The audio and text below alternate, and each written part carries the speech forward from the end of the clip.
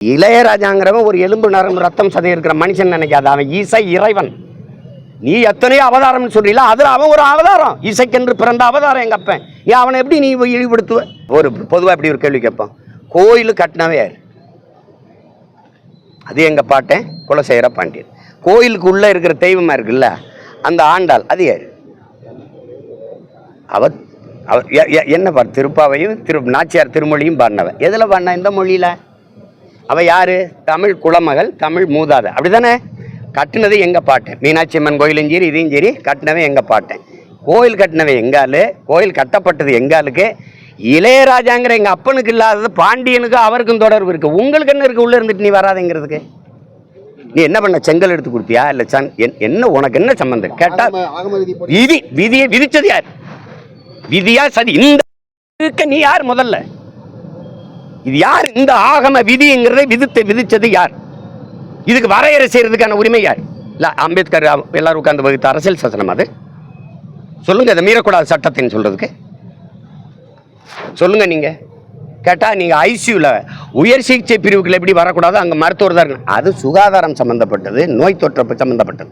கருவறைக்குள்ள நான் வர்றதுக்கு என்ன உனக்கு பிரச்சனை? எத்தனை ஆண்டுகளுக்குங்க? இந்த நூற்றாண்டுலேயும் இந்த கொடுமையை நீங்க தொடருவீங்கன்னா எப்படி சைத்துக்கிற சொல்றீங்க நீங்க?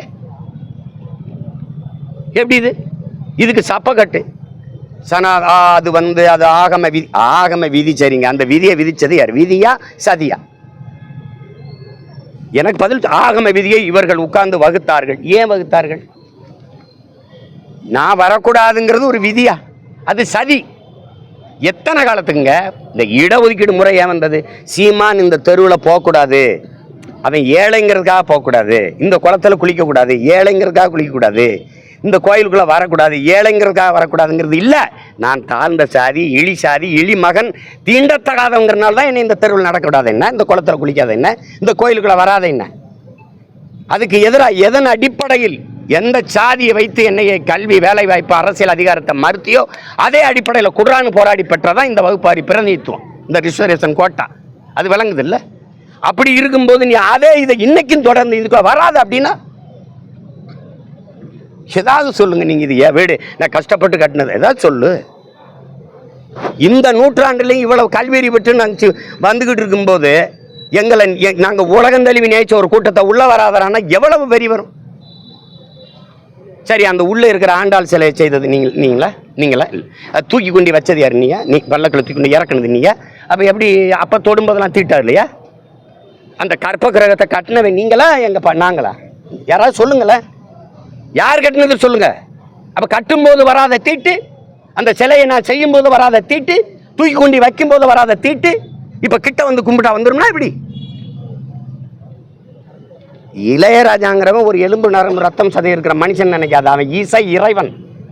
நீ எத்தனையோ அவதாரம்னு சொல்றீல, அதுல அவன் ஒரு அவதாரம், இசைக்கென்று பிறந்த அவதாரம் எங்க அப்பன். ஏன் அவனை எப்படி நீ இழிவுபடுத்துவ? நீ தகுதி பார்த்து எங்க அப்பாவுக்கு ராஜ்யசபா கொடுத்தீங்களா? தலித்துன்னு கொடுத்தேங்கிற நீ.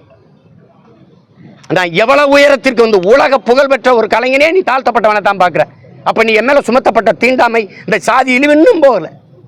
பிரசிடென்ட் ஆஃப் இந்தியாவே கோயிலுக்கு வெளியில் நிறுத்தணும் தான். நீ பூரி ஜெகநாதர் கோயிலில் பிரசிடென்ட் ஆஃப் இந்தியா அம்மா திரௌபதி முர்முவே வெளியில் நிறுத்தணும், கட்டை கட்டி வெளியில் நிறுத்தணுங்க தான் நீங்கள். அத்வானி ஐயா மோடி நாற்காலி விட்டு உட்காரும் போது இப்படி திரௌபதி முர்மு கை கட்டி நிற்க வச்சவங்க தானே. ஆனால் எந்திரிச்சு பாரத மாதாக்கு ஜெயின்னு போட்டவங்க தானே நீங்கள். எங்கே இருக்கு பாரத மாதாக்கு ஜெய்? பாரத மாதா நிற்கிறாள், நீங்கள் உட்கார்ந்துருக்கீங்களே.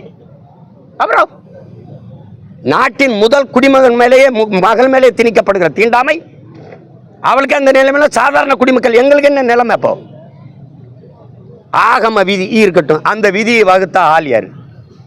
அவரோட பேசிக்கிடுவோம், நீங்க விளக்கிடுங்க, இங்க வாப்பா அப்படின்னு நம்ம பேசுவோம், அவரோட பேசுவோம்.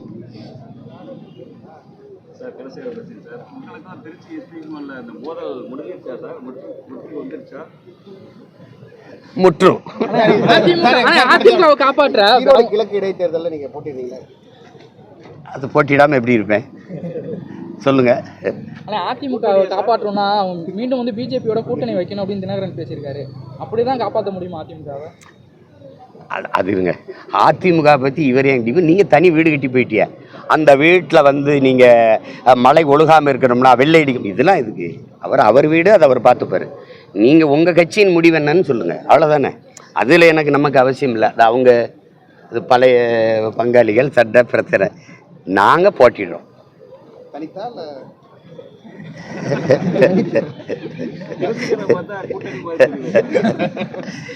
சரி, நான் யார் கூட வைக்கலாம்? யாராவது சொல்லுங்க. பொறுப்பு ரெஸ்பான்ஸ் என்னோட என் தலைவன் பிரபாகரன்கிறேன். யாராவது ஏற்கிறீங்களா சொல்லுங்க. யாராவது என் பக்கத்துல நிற்பீங்களா சொல்லுங்க. எந்த ஆட்சியிலாவது எங்கள் தலைவர் படத்தை பதாகையில் வைக்க அனுமதிக்கிறீங்களா? பிறந்த நாளைக்கு ஒரு சூரட்டி ஒட்ட விடுறீங்களா? இதெல்லாம் ஒரு கொடுமை. நீங்கள் இதை சரி போதும் நினைக்கிறேன். பாதகம் செய்பவரை கண்டால் நாம் பயங்கொள்ளலாகாது பாப்பா. மோதி மிதித்து விடு பாப்பா, அவர் முகத்தில் உமிழ்ந்து விடு பாப்பா. அண்மை செய்திகளை உடனுக்குடன் தெரிந்து கொள்ள இணைந்திருங்கள் இயம்நாடு தொலைக்காட்சியுடன்.